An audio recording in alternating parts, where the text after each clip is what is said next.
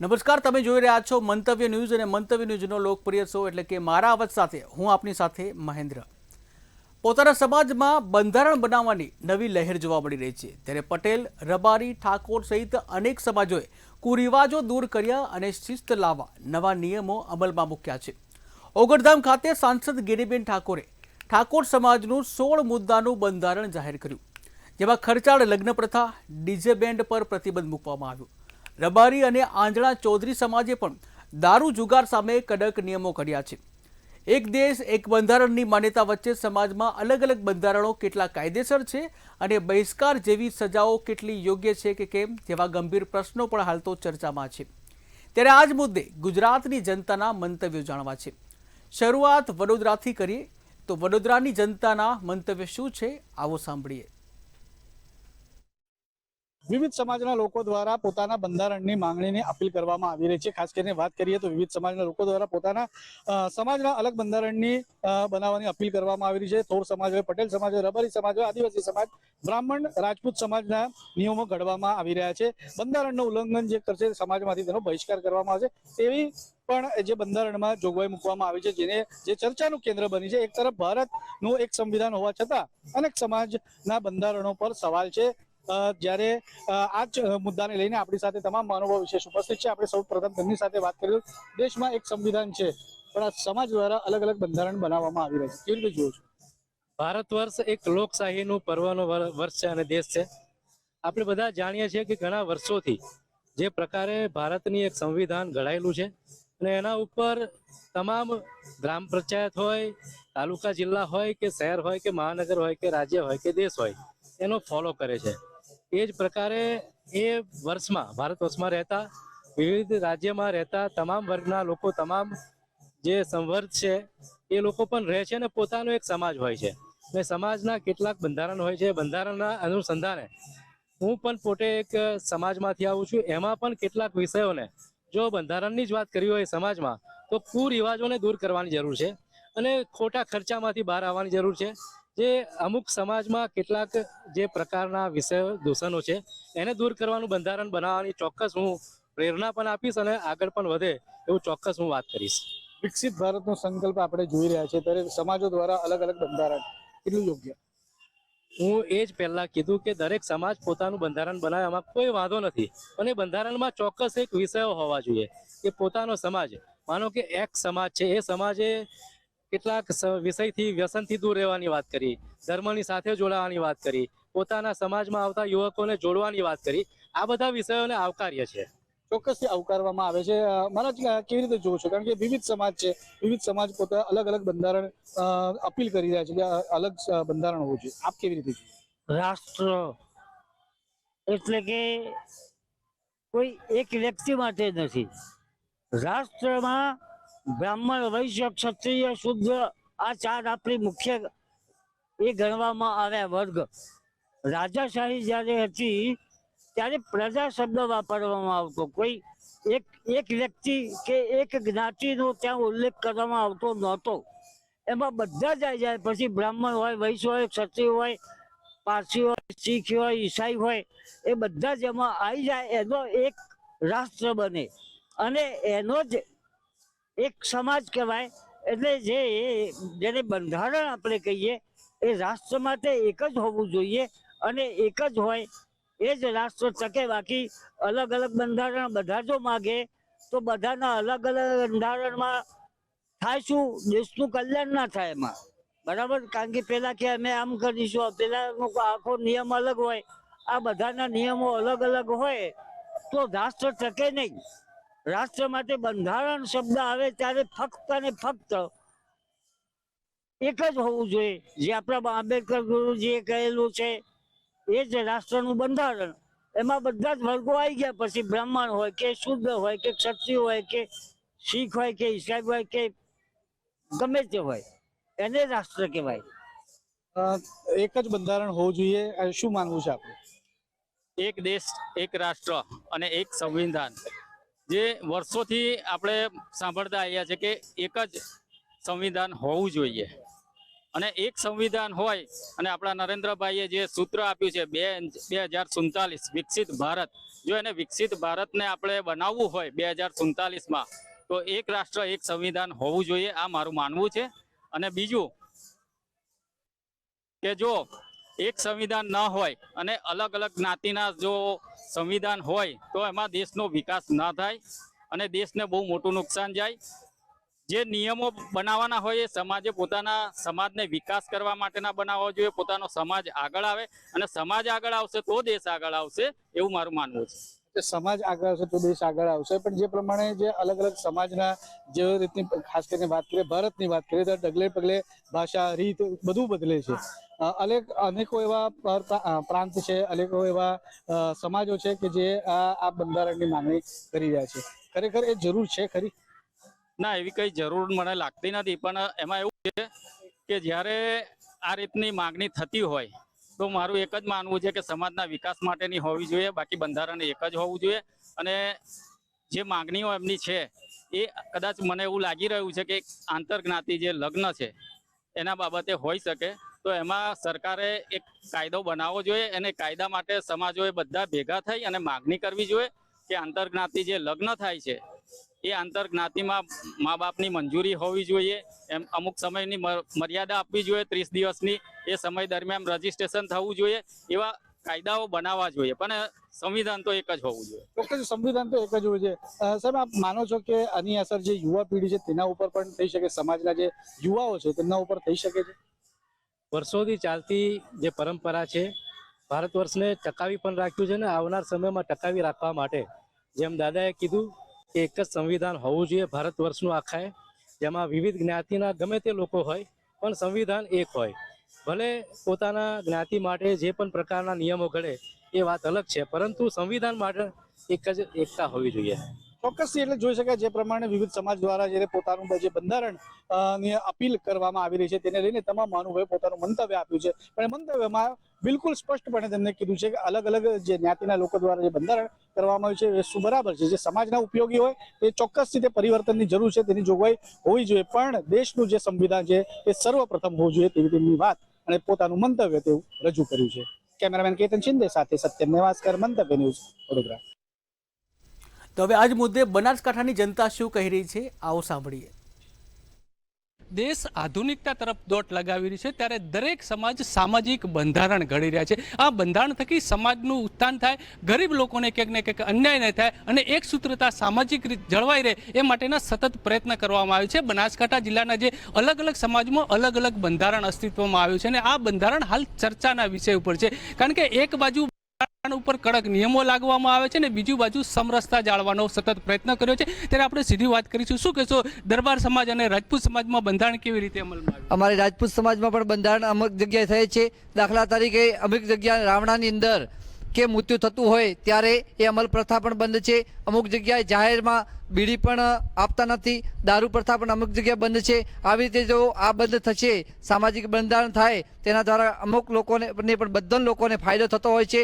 દાખલા તરીકે જો ગરીબ વ્યક્તિ હોય એ હવે દાખલા તરીકે એટલું વ્યસન મોંઘવારી કેવી રીતે લાવી શકે, પણ એનાથી આ બંધારણથી ઘણો બધો ફાયદો થઈ શકે છે. એટલે બંધારણ લાવવું એ ખરેખર જરૂરી છે, કારણ કે હાલ મોંઘવારી વધી ગઈ છે, પાણી જતું રહ્યું છે, ખેડૂતો તેમજ સમાજના શું આગેવાનો કરવું કેવી રીતે, ખરેખર બંધારણ લાવવું જરૂરી છે. એના દ્વારા સમાજ પણ જાગૃત થાય, શિક્ષણ તરફ પણ આગળ વધવું જરૂરી છે. એના દ્વારા ખૂબ કરીએ. ચોક્કસથી તો અહીંયા દરબાર સમાજ કે રાજપૂત સમાજ પૂરતી વાત નથી, ઠાકોર સમાજે પણ હમણાં જબરજસ્ત રીતે 17 મુદ્દાનું એક બંધારણ ઘડ્યું છે. ત્યારે ઠાકોર સમાજના આગેવાન આપણી સાથે છે. કેવું બંધારણ છે ને શું સંદેશ આપી રહ્યા? અમે જે 3 જિલ્લા અંદર બંધારણ કર્યું છે, પાટણ, બનાસકાંઠા અને વાવ, થરાદ, એના અંદર અમારા બધી સમાજ અંદર કે ગણો કે ટોટલી સર્વે સમાજ અંદર બંધારણ હતું ને એક અમારા ઠાકોર સમાજ અંદર નહોતું. એના કારણે અમારે બધે આગેવાનો ભેગા થઈને એક જ અમારે બહુ એટલે નીચામાં નીચેને જે પણ ગણો આર્થિક રીતે બધી રીતે ઠાકોર સમાજ હતો એના પણ અમે 17 મુદ્દા અંદર બંધારણ કર્યું છે કે લગ્નનું છે, મામેરાનું છે, બીજે જાન અંદર દાયજાનું છે કે હુના ચાંદી કોઈ પણ દાગીના હોય છે, એવું કરી અમે 17 બંધારણનું અમે બંધારણ કર્યું. અને હાલ પણ અમારા હર તાલુકા અંદર, હર જે તાલુકા જિલ્લા અંદર હર પણ અમારે સવાદારામ બાપુની સાક્ષી છે. બધી ગામડે ગામડે અમારે મિટિંગો થઈ રહી છે અને એના સાક્ષીથી અમે બંધારણ પૂરું કરવાનું છે. અને 101% અમે આ બંધારણનું પાલન કરશું અને હર મુદ્દો કહું છું કે હર સમાજ અંદર જે નાની નાની કોમો છે એના અંદર હર તરીકે આવી રીતે બંધારણ થવું જોઈએ. એવી અમારે ઠાકોર સમાજે કર્યું, એવું પણ બીજી સમાજ અંદરને થવું જોઈએ. એવી અમારે એક જ અમે કર્યું છે, તો અમારે જોઈને બીજી સમાજ અંદર ના હોય બંધારણ એ 2 નંબર પણ એમને પણ કરવું જોઈએ. એનાથી હર સમાજ ફાયદો થાય છે અને સરકાર પણ એ વિચારે અમુક કાયદા છે પણ અમારે લાગુ નહીં થતા, એના કારણે અમારે કોઈ પણ અમે બીજો અમુક કાયદા હોય છે એ પ્રમાણે અમારે એના માટે એવું બંધારણ કરવામાં આવ્યું છે. ચોક્કસથી તો ઠાકોર સમાજ પછી બીજી જબરજસ્ત રીતે બહુમતી ધરાવતું ચૌધરી સમાજ, અને ચૌધરી સમાજનું પણ ક્યાંક ને ક્યાંક બંધારણ અમલમાં આવ્યું છે. ચૌધરી સમાજના આગેવાન આપણી સાથે છે, શું કહેશો? દેખો, વાત એવી છે કે દેશ અને દેશનું બંધારણ માન છે, પરંતુ હાલના આધુનિક યુગમાં ક્યાંક ને ક્યાંક યુવાન યુવતીઓ માર્ગ ભટકાઈ જાય છે. ક્યાંક ને ક્યાંક દેખાદેખીમાં ઘર પરિવાર ખર્ચામાં તૂટી જાય છે અને જેના લીધે સામાજિક બંધારણ હોવું ખૂબ જરૂરી છે. અમારી વાત કરીએ તો આવા મોંઘવારીમાં, આટલા બધા ખર્ચામાં નાનો માણસ કઈ રીતે પોતાના રીત રિવાજના જો બંધારણો ના હોય તો પ્રસંગ ના કરી શકે. અમારે મામેરાની વાત કરીએ, ભાણો પરણતો હોય કે ભાણી પરણતી હોય અને ભાઈને મોમેરો કરવાનું હોય તો એમાં રકમની 5 લાખ મર્યાદા ફિક્સ કરી છે. પહેલાં અમારે 2 દિવસે રોકાતા હતા, હવે ફક્ત એક જ ટાઈમમાં જમણવારમાં એ અવસર પૂરો થાય છે. એની સાથે સાથે શિક્ષણ ઉપર પણ સમાજે ભાર મૂક્યો છે. એની સાથે અમારે જે આદિ અનાદિકાળથી જે રાવણા પ્રથા ચાલુ હતી અને રાવણાની અંદર અફીણ, તો અફીણ પણ ઉપર કાપ મૂક્યો છે. અમારે રાવણાની અંદર બીડીઓ ફરજિયાત લાવવી પડતી હતી, જેને લગભગ 1 દશકાથી એના ઉપર પ્રતિબંધ મૂક્યો છે. તો આવી રીતે દરેક સમાજો પોતપોતાના બંધારણ બનાવે તો સમાજને બચાવી શકે અને સમાજમાં નાનો પરિવાર હોય, નાનું કુટુંબ હોય, તે પણ પોતો સમાનભેર પોતાનો અવસર કરી શકે. માટે હું તો આપના મીડિયાના માધ્યમથી દરેક સમાજને વિનંતી કરું છું કે જેવી રીતે દરેક સમાજો શિક્ષિત બનીને જેવા બંધારણો બનાવે છે અને શિક્ષણ ઉપર ભાર મૂકે છે, તેવી જ રીતે દરેક સમાજો શિક્ષણ અપનાવો અને વ્યસનને દૂર કરો. આ 2 અપનાવે તો બીજા કોઈ જરૂર નથી. અને સરકારને પણ મારી વિનંતી છે કે આ ગુજરાતની અંદર દારૂબંધી છે, પરંતુ દારૂ ખુલ્લેઆમ મળે છે. તો સરકાર જો પોતાના કાયદાની અંદર રહીને જો આ દારૂ ઉપર અંકુશ લાવે ને તો આ કોઈ સમાજોને કોઈ આ બંધારણ બનાવવાની જરૂર નથી. સમાજો તો ના છૂટકે બિચારા કાયદામાં રહીને આ બંધારણો બનાવવા પડશે. ઘણી વખત મા બાપે દીકરી ઘણી પાળી પોષીને મોટી કરી હોય અને ઉંમરલાયક થતાં તે તો સરકારને પણ દરેક સમાજો, દરેક ચૂંટાયેલા પ્રતિનિધિઓએ પણ વાત મૂકી છે અને લગ્ન કાયદાની અંદર ફેરફાર કરે તો આ કોઈને બંધારણ બનાવવાની જરૂર પણ નથી. માટે સરકારને વિનંતી છે કે સરકાર પોતે બનાવેલું જે બંધારણ છે એની અંદર કંઈક અંશે સમય પ્રમાણે બદલાવ લાવવાની જરૂર છે અને બદલાવીને સમય અનુકૂળ બંધારણ અપનાવે તો આ સમાજો બચી શકે તેમ છે અને નાનો માણસ સમાનભેર માથું ઊંચી રાખીને જીવી શકે તેમ છે. ચોક્કસથી તો અહીંયા સામાજિક સમરસતા જળવાઈ રહે માટે દરેક સમાજ આજે એકજૂટ બની છે. ક્યાંક ને ક્યાંક પોતાના સમાજનું એક સૂત્રતા જળવાઈ રહે એ માટે બંધારણ અમલમાં આવ્યું છે. ત્યારે બ્રહ્મ સમાજના આગેવાન આપણી સાથે છે. આપણા સમાજમાં પણ ક્યાંક ને ક્યાંક એક બંધારણ અમલમાં આવ્યું છે ને આ બંધારણ કેમ જરૂરી બન્યું? પ્રકાશભાઈ, આજના સમયમાં વ્યસન, ફેશન અને દેખાવ આ 3 પાછળ દુનિયા ગોળી થઈ છે. આજે દરેક વ્યક્તિ પોતાને બીજા કરતાં સમૃદ્ધ છે એનો દેખાવ કરી રહ્યો છે અને એ દેખાવમાં દરેક સમાજમાં નાનો વ્યક્તિ અને મધ્યમ વર્ગનો વ્યક્તિ માર ખાઈ રહ્યો છે. કારણ કે ક્યારેક એકબીજાના દેખાવમાં તમારી પાસે શું છે શું નથી એના માટે તમારે ખોટા ખર્ચા કરવા પડે છે અને ખોટા ખર્ચની અંદર, દેવાના ચક્કરની અંદર, વ્યાજના ચક્કરની અંદર, બેંકના લોનની ચક્કરની અંદર મધ્યમ વર્ગને, સમાજનો ગરીબ વર્ગ આમાં પીસાઈ રહ્યો છે. એના કારણે દરેક સમાજના આગેવાનો એવું નક્કી કર્યું કે આપણે સામાજિક સમરસતા જળવાઈ રહે, સમાજ સદ્ધર રહે અને સમાજમાં ખોટા ખર્ચા બંધ થાય એના માટે ઠાકોર સમાજે બહુ સારી પહેલ કરી છે. કદાચ દરેક સમાજે પોતાની રીતે અને પોતાની આયોજનથી કર્યું છે. આપણા વડવાઓ બહુ હોશિયાર હતા. ગોળ પ્રથા, કે બ્રાહ્મણ સમાજ, તો બ્રાહ્મણ સમાજમાં પણ કેટલાક ગામોનો ગોળ હતો કે ભાઈ 20-25 ગામોનો ગોળ.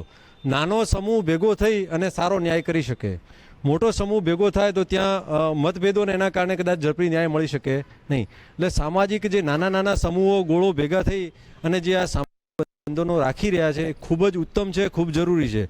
હવે આ પ્રશ્નો મોટાભાગે દાખલા કે આ તો એક સામાજિક સમરસતા અને આર્થિકનો પ્રશ્ન છે, પણ મોટાભાગે આ બધા કારણોની એક મુખ્ય કારણ એ છે કે આજના સમયમાં આંતરજ્ઞાતીય લગ્નો, છોકરીઓ એક સમાજમાંથી બીજા સમાજમાં ભાગીને લગ્ન થવાના કારણ છે. એના પણ મુખ્ય કારણો એ છે કે આજે સ્ત્રી અને પુરુષ વચ્ચે શૈક્ષણિક યોગ્યતાનો માપદંડ ખૂબ મોટો ભેદ આવી ગયો છે. મેં આનો ખૂબ રિસર્ચ કર્યું છે. સ્ત્રીઓ, છોકરીઓ ભણી રહી છે, એની સામે દરેક સમાજમાં છોકરાઓ ભણતરનું જે એજ્યુકેશન હોવું જોઈએ એનું, કારણ કે આજના સમયની જે વાસ્તવિકતા છે એ પ્રમાણે ડાયવર્ટ થઈ રહ્યા છે. ક્યાંક વેસન, ફેશન, ક્રિકેટના આપણે જોતા છીએ ઓનલાઈન સટ્ટા, આ બધી બદીઓના કારણે યુવા વર્ગ જે પુરુષ વર્ગ છે, છોકરાઓ, એ લોકો અલગ દિશામાં જઈ રહ્યા છે. એના કારણે શિક્ષણ પ્રત્યેથી એમનો ક્રેઝ ઘટી રહ્યો છે અને બાળકીઓ ઘરે બેસીને શિક્ષણ પ્રત્યે, સ્ત્રીઓ શિક્ષિત થઈ રહી છે, સામે એની સામે યોગ્ય પુરુષ પાત્ર શિક્ષિત તમને મળતું નથી સમાજમાં. એના કારણે મોટી બધી છે. આ બધી સમસ્યાઓને ધ્યાને લઈને જ આ સામાજિક બંધનો કરવા જરૂરી છે. અને હું કહું છું કે મારા બ્રાહ્મણ સમાજમાં દરેક નાના મોટા સમાજોએ પણ અનેક સામાજિક બંધનો નાખ્યા છે અને હજુ એને કડક કરવાની જરૂર છે. કારણ કે પૈસાની દેખાદેખીમાં ગરીબ પાસે રૂપિયો નથી, એ દેખાવમાં દેવાદાર થશે.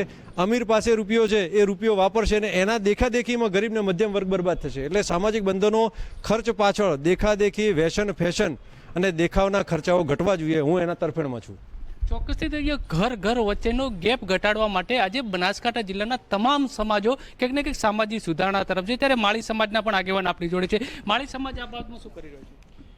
માળી સમાજ આ બાબતની અંદર જેવી રીતે મોંઘવારીએ માજા મૂકી છે, એ મોંઘવારી જોઈ અને ખરેખર જે દરેક સમાજની અંદર જે બંધારણ ઘડાઈ રહ્યા છે એ બંધારણ જોઈ અને માળી સમાજની અંદર પરણેતર હોય કે મરણેતર હોય, દરેક પ્રસંગની અંદર જે અંકુશ મૂકી અને જે પણ વ્યવસ્થા ઓછી થાય અને જેવી રીતે ખર્ચા ઓછા થાય એવી રીતે જો કરે તો બધા નાનામાં નાનો માણસ જે પોતાનો પ્રસંગ કરી શકે. હવે કોઈ કરોડપતિ હોય તો એ 100 વાનગી રાખે અને નાનો માણસ હોય એને 1-2 વાનગીની પણ તકલીફ પડતી હોય. એટલે હું કરોડપતિ માણસોને એમ કહું છું કે તમે નાના માણસને સાથે રાખી અને જે પ્રસંગ કરો છો એને સાથે લઈને કરો. કારણ કે મોટો પ્રસંગ કરે પછી નાનો નથી કરી શકતો. એને એ મોટાને પાછળ એને પણ કરોડો રૂપિયા ખર્ચી અને દેવેદાર બનીને એને પણ એ પ્રસંગ કરવો પડે છે.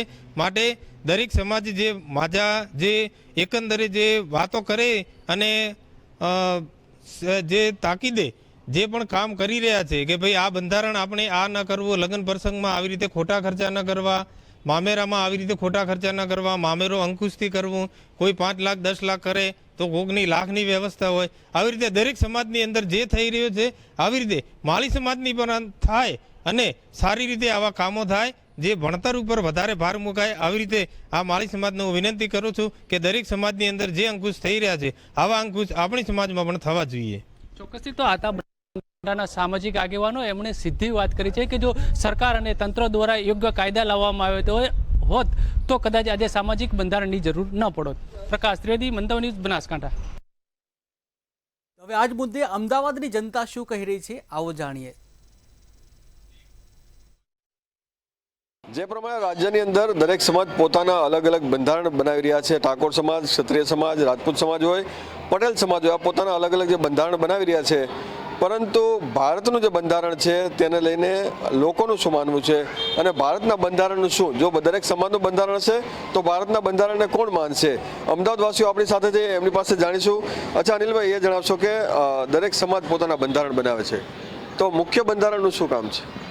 આપણો ભારત દેશ અને બંધારણના આમુખમાં આપણો ભારત દેશ બિનસાંપ્રદાયિક દેશ છે કે જ્યાં દરેક જાતિ ધર્મના લોકો અલગ રીતે અલગ અલગ જિલ્લાઓમાં, અલગ અલગ રાજ્યોમાં સ્થાયી થઈ શકે છે, વેપાર કરી શકે છે, તમામ પ્રકારની છૂટછાટ આપેલી છે, લગ્ન કરી શકે છે.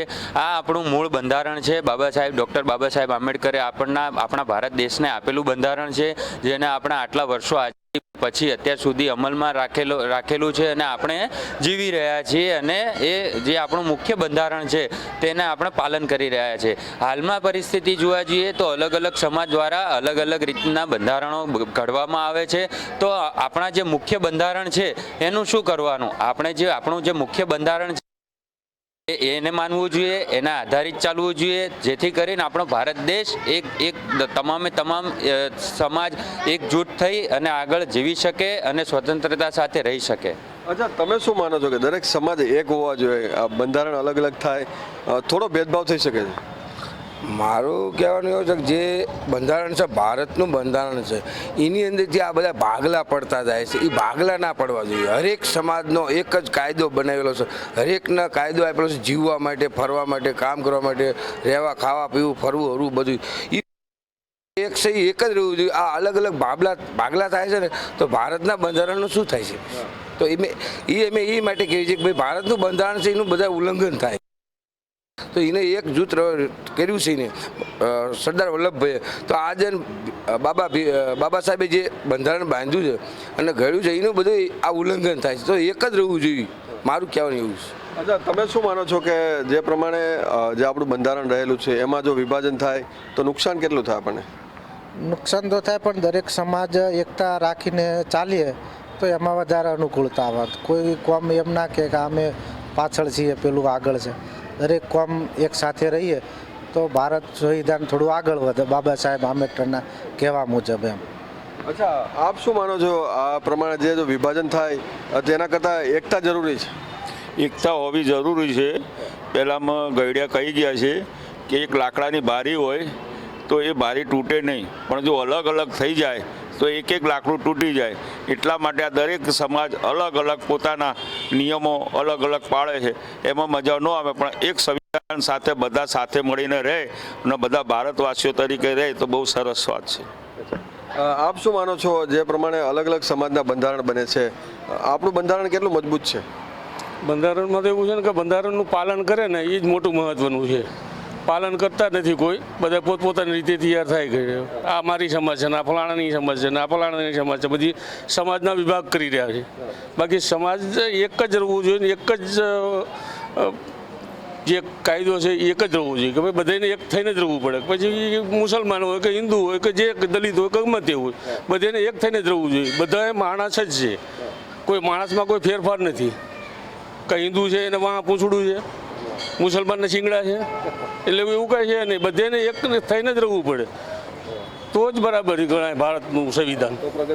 તો પ્રગતિ થાય બરાબર. તમે શું માનો છો કે દેશની પ્રગતિ માટે આપણે એક થવું જોઈએ અને બંધારણ અલગ અલગ ભાગલા પડે છે? આપણા દેશના વ્યક્તિઓને, બધા સમાજને, બધાને એક સાથે ચાલવું જોઈએ તો દેશની પ્રગતિ થાય, સામાજિક કલ્યાણ થાય અને વિકાસ થાય બરાબર. અને વિદેશી આક્રમણો અને એ બધું બંધ થાય. જૂથવાદ ઓછો થઈ જાય. જૂથવાદમાં એવું છે કે આપણો ધર્મનિરપેક્ષ દેશ છે એટલે આપણે જૂથવાદ ન કરવું જોઈએ, બધાને સાથે મળીને ચાલવું જોઈએ. અને આટલું સારું બંધારણ બનાવ્યું છે, દરેક વિશેષતા આપેલી છે બંધારણમાં, એટલે એને આપણે વ્યવહારિક રીતે ચાલવું જોઈએ. કાયદામાં રહીએ તો ફાયદામાં રહીએ. એટલે લોકો માને છે કે જે બંધારણ જે રહેલું છે, બંધારણનું જે ઘડવૈયા બાબા સાહેબ આંબેડકરે જે પ્રમાણે કાયદા બનાવ્યા છે, લોકોને એક રાખ્યા છે, તો બધા એક સાથે રહેવું જોઈએ. આજે જૂથબંધી થાય છે તેના લીધે જે નુકસાન છે તે પણ થઈ રહ્યું છે, પરંતુ આજે સમાજના જે વાડાઓ જે અલગ અલગ બંધાઈ રહ્યા છે તેના કરતાં એક સાથે રહીને દેશની પ્રગતિમાં સહયોગ આપવો જોઈએ. કેમેરામેન રશ્મિન પટેલ સાથે મીર દુધરેજિયા, મંતવ્ય ન્યૂઝ, અમદાવાદ. તો મારો અવાજમાં હાલ બસ આટલું જ. વધુ સમાચાર માટે જોતા રહો મંતવ્ય ન્યૂઝ. નમસ્કાર.